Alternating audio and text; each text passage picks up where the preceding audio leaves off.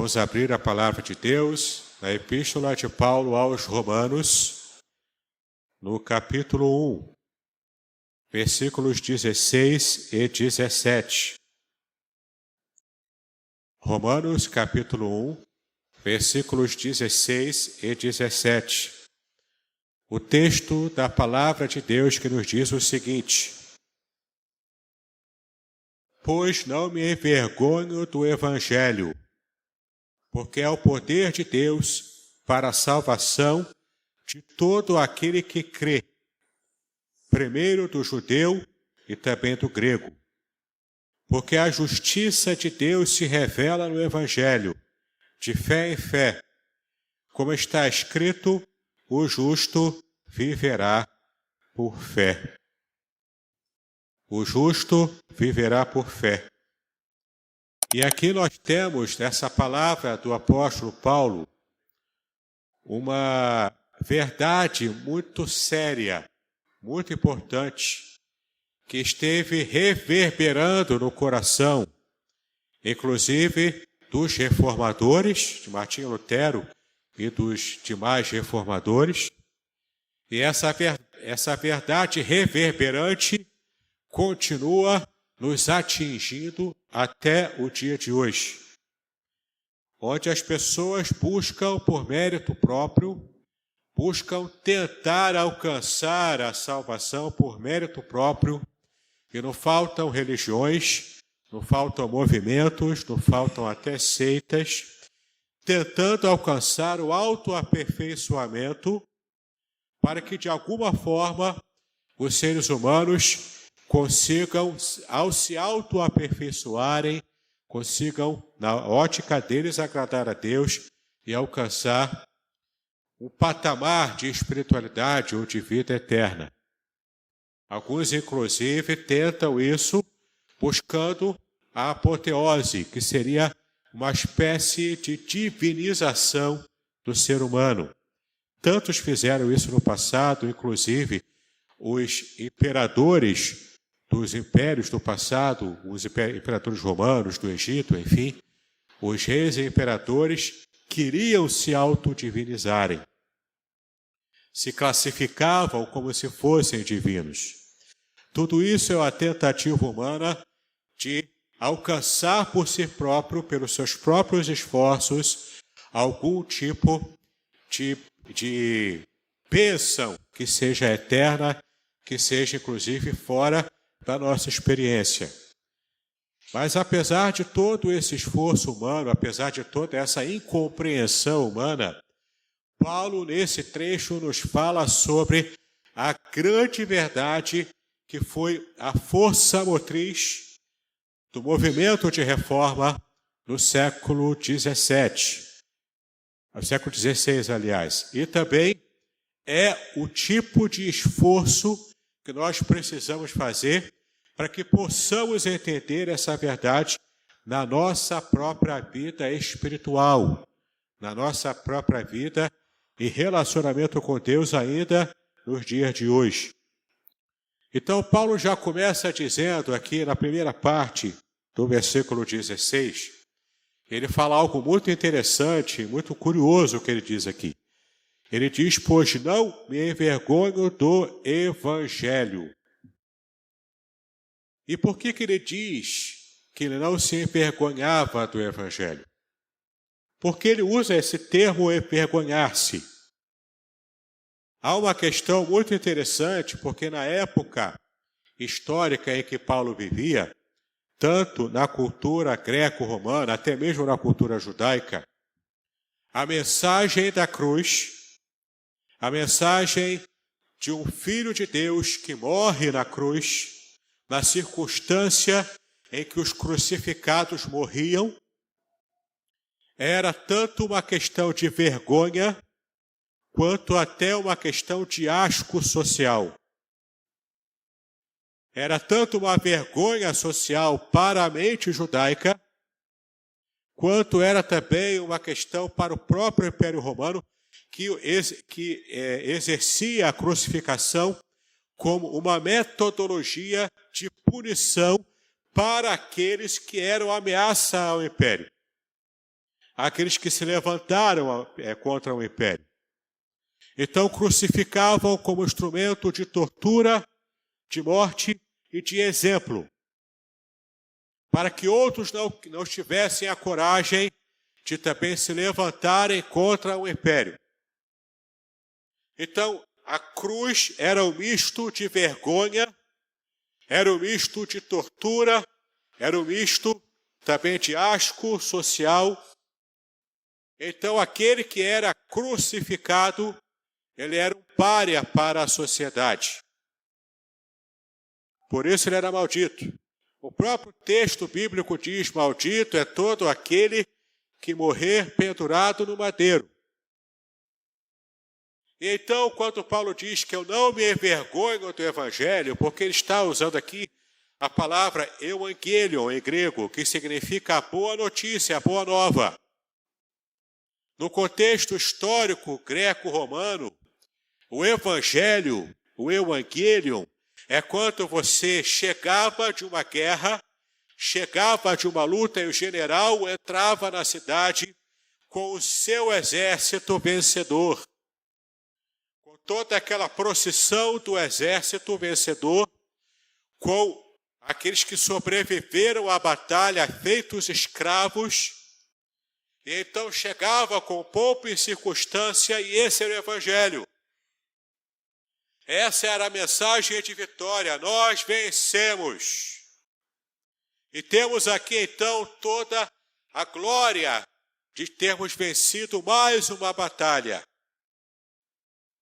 E os exércitos romanos eram os exércitos mais vitoriosos, mais importantes, mais poderosos daquela época.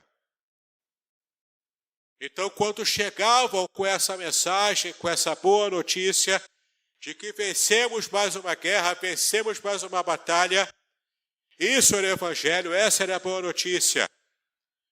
E tinha aquele frisson de alguém que está do lado daquele que sempre vencia. E então, quando Paulo diz: eu não me envergonho do Evangelho, eu não me envergonho dessa mensagem de pregação da salvação em Cristo, apesar de envolver aquele contexto de crucificação.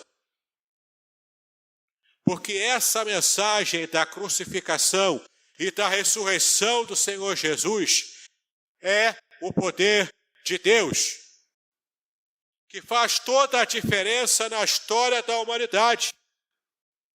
Mais do que o conquistador romano que volta à sua cidade com os louros da vitória, com toda aquela procissão de vitória. Mais do que isso, o Evangelho é a mensagem da vitória final de Cristo sobre o nosso principal inimigo, sobre a morte, sobre o diabo, sobre as forças das trevas. Então esse Evangelho é essa vitória, por isso que é o poder de Deus. E a palavra grega que Paulo se utiliza aqui é a palavra dinamis, para se referir ao poder de Deus. E esse dinamis, esse poder dinâmico, é essa força dinâmica ativa de Deus para fazer aquilo que a sua vontade determina.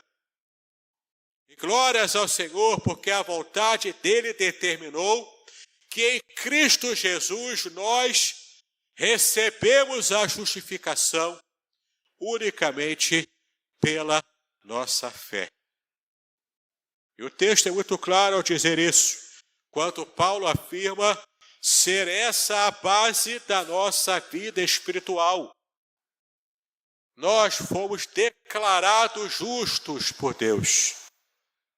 Nós não alcançamos a nossa justificação diante de Deus na nossa condição de pecadores, inimigos de Deus, por nossos próprios méritos.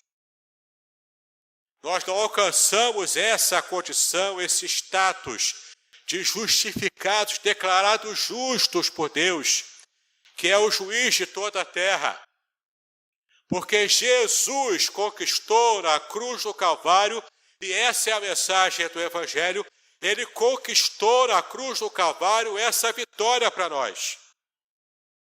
Então, de inimigos de Deus, passamos a ser amigos de Deus. E é interessante que muitas vezes nós perdemos a perspectiva do que aconteceu na nossa vida quando naquele dia aceitamos a Cristo como Salvador. A gente sempre diz que eu alcancei a salvação, eu fui salvo por Jesus. E perguntamos, você foi salvo do quê? Quem é salvo de alguma coisa. Algumas pessoas dizem, eu fui salvo do diabo. Eu fui salvo do inferno. Eu fui salvo de uma vida medíocre, uma vida de pobreza. A Bíblia diz que todos nós que em Cristo alcançamos a salvação, nós fomos salvos da ira de Deus. Deus é o juiz de toda a terra. E a humanidade, em Adão e Eva, representando toda a humanidade, havia afrontado o coração do único juiz de toda a terra. Então, quando nós, seres humanos, em condição de pecado, o pecado tanto herdado de Adão e Eva, quanto também o pecado que nós próprios cometemos. E essa condição, toda aquela situação, toda aquela consequência do pecado original que nós herdamos, a nossa natureza corrompida, completamente corrompida pelo pecado, tudo isso é uma afronta direta à santidade de Deus. E o Deus Santo, que requer a santidade daqueles que são os seus servos, não pode fazer vistas grossas à nossa situação de pecado. Era necessário que houvesse expiação pelos nossos pecados. Era necessário que houvesse derramamento de sangue para expiação, para purificação dos nossos pecados. Então a ira de Deus, pelo menos por um tempo, na época do Antigo Testamento, enquanto acontecia no dia de Yom Kippur, todo aquele sistema de sacrifício, de purificação e perdão do pecado uma vez por ano. Era necessário que nosso pecado fosse coberto. Como lemos no Salmo 32, versículos 1 e 2, no começo do culto. Bem-aventurado aquele cuja transgressão é perdoada, cujo pecado é coberto. Em Cristo Jesus, o nosso pecado foi coberto em definitivo, de uma vez por todas. Em Cristo Jesus, nós fomos reconciliados com Deus. E então, nós somos hoje considerados pelo Senhor justos perante Ele. Não pelo meu mérito, não pelo seu mérito, mas pelo mérito de Cristo, pela graça de Deus que me alcançou, porque um dia eu exerci fé na obra de salvação de Cristo Jesus em meu lugar. Então, o sacrifício de Cristo expiou os nossos pecados. E nessa expiação, nessa cobertura, nós hoje somos salvos. Nós hoje somos justos perante Deus. E é interessante o que Paulo ainda continua falando aqui. E essa mensagem era o coração dos reformadores. Porque você deve se lembrar das suas lições de história. E, por certo, o pastor Edauro vai falar sobre tudo isso na aula que teremos daqui a pouco. Ele vai falar sobre o contexto histórico da época da Igreja Católica Romana. E o quanto o sistema de meritocracia, tanto na mentalidade judaica antiga, quanto também na mentalidade católica romana, estava sobrepujando E isso gerava no coração das pessoas aquele sentimento de completa incapacidade de se colocar diante de Deus. E esse sentimento de incapacidade era real, ele é concreto, ele é até bíblico. Mas em Cristo Jesus, o único homem perfeito que pisou nessa terra, em seu sacrifício, nos substituiu, nos alcançou. E essa é a mensagem da justificação pela fé somente.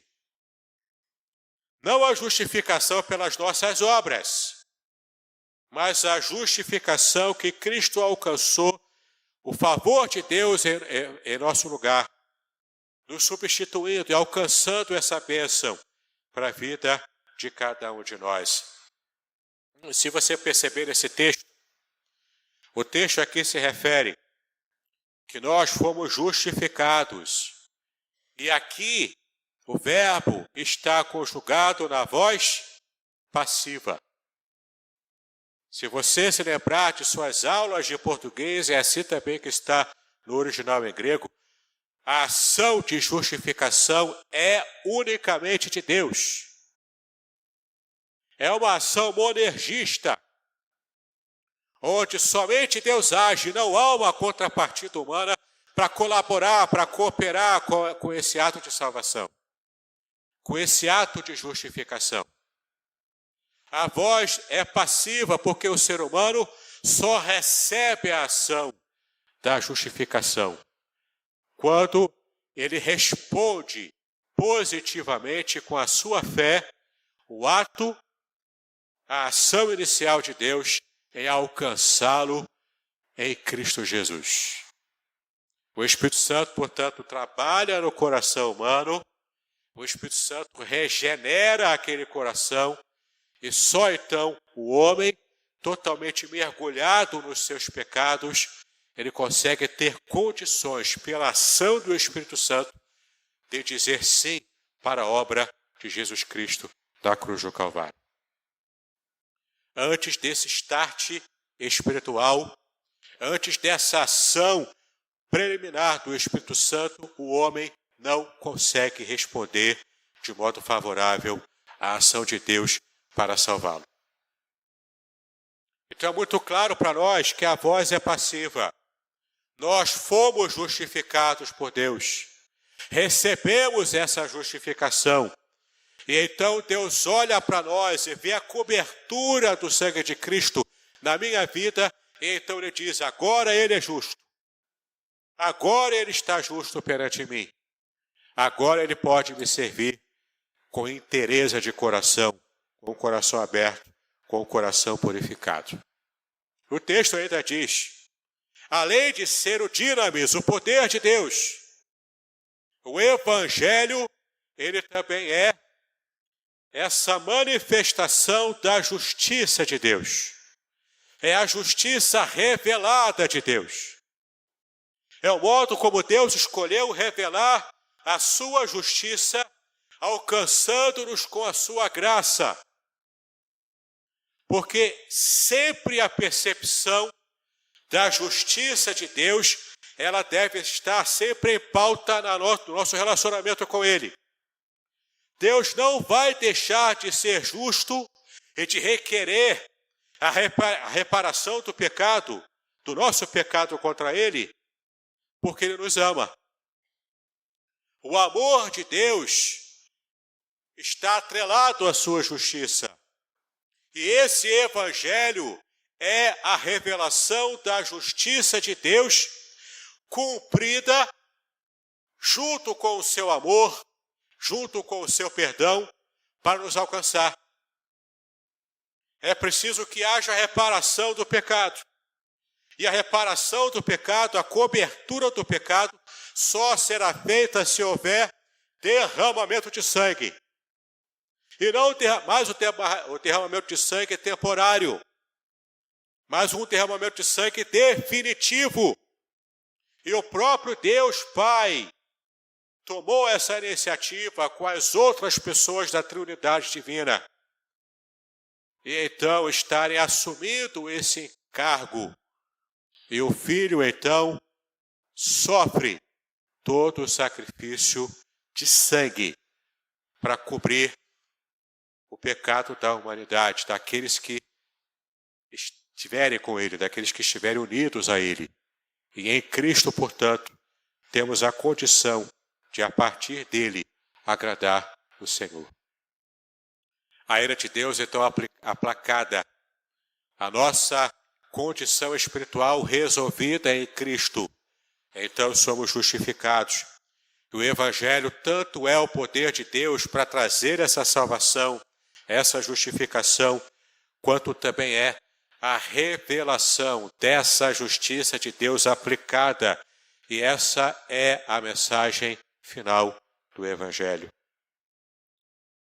E o texto também diz que o Evangelho é essa mensagem de Deus, essa revelação da justiça revelada de fé em fé.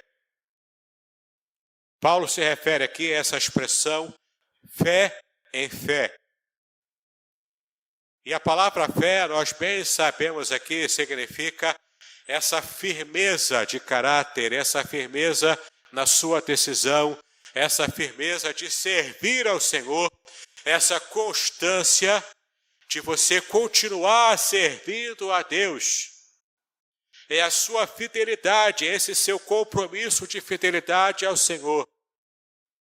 Então, de fé em fé, nós vamos provando que, de fato, a justiça de Deus se cumpriu na minha vida quando eu fui justificado. E na minha vida de santificação é uma prova de fé em fé, de que, de fato, eu fui justificado, e não foi apenas uma situação em que eu estivesse apenas afirmando da boca para fora. Mas a minha justificação, ela é comprovada no dia a dia, ao longo do meu tempo de serviço ao Senhor, de consagração, de adoração ao Senhor, de santificação na presença de Deus. Então, não é apenas uma declaração de que agora eu sou justo, mas ela se confirma. Como Tiago diz, a fé sem obras, ela é morta. Eu vou confirmar a minha salvação, a minha fé, a minha justificação com as obras de justiça que eu estiver praticando. Por isso, Paulo usa a expressão que a justiça de Deus, ela é revelada e ela é mostrada, ela é comprovada de fé em fé. Então, se eu fui justificado de modo passivo, agora na minha santificação, eu vou demonstrar essa justificação de modo ativo, mostrando com as minhas atitudes que, de fato, eu pertenço ao Senhor, porque agora eu desejo agradá-lo, servi-lo, obedecê-lo. Esse é o amor que me alcançou. E, em resposta, eu vou dar também o amor de toda a minha vida ao Senhor que me amou, que me salvou, que me alcançou.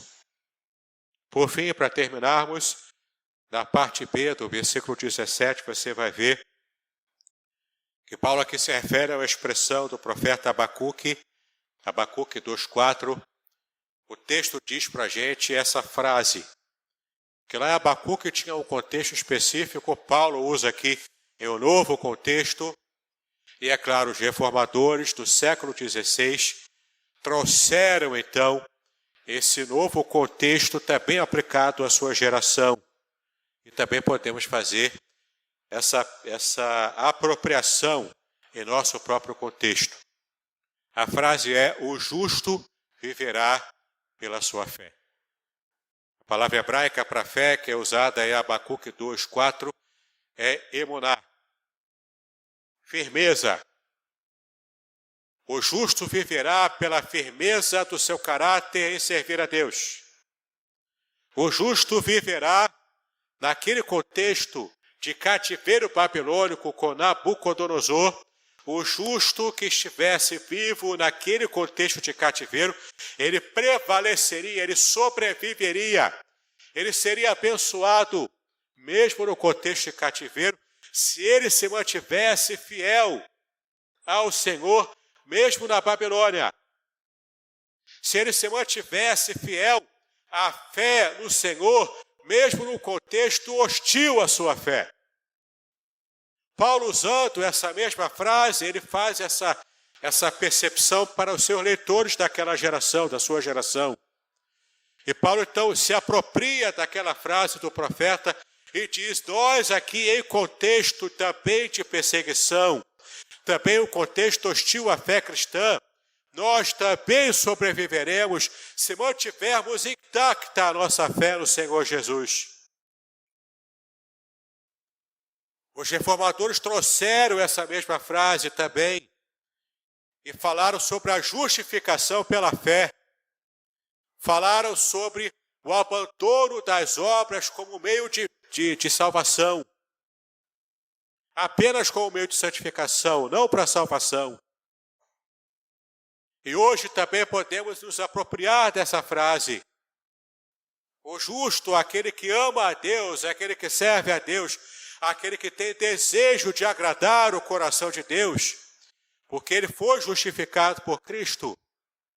Esse justo vai continuar agradando o coração de Deus, se ele estiver firme em sua fé, em sua fidelidade consistente na presença do Senhor. Então, sim, o justo viverá pela sua fé, e essa firmeza deve ser uma constante na nossa vida. Eu quero agora abrir com vocês Efésios capítulo 2, versículos 8 e 9. Efésios capítulo 2, versículos 8 e 9. A gente já encerrar a nossa mensagem. Efésios 2, 8 e 9. E o texto diz o seguinte: porque pela graça vocês são salvos, mediante a fé. Isto não vem de vocês, é dom de Deus, não de obras para que ninguém se glorie. Esse é o texto clássico para entendermos que a nossa salvação não vem das nossas obras, não vem de nossa cooperação sinergisticamente, mas a nossa salvação ela é conquistada, ela é recebida pelo mérito unicamente de Cristo, na ação de Cristo em nosso favor. E nós, então, recebemos essa salvação porque fomos trabalhados pelo próprio Espírito Santo para que tenhamos condição de recebê-la em nome do Senhor Jesus Cristo.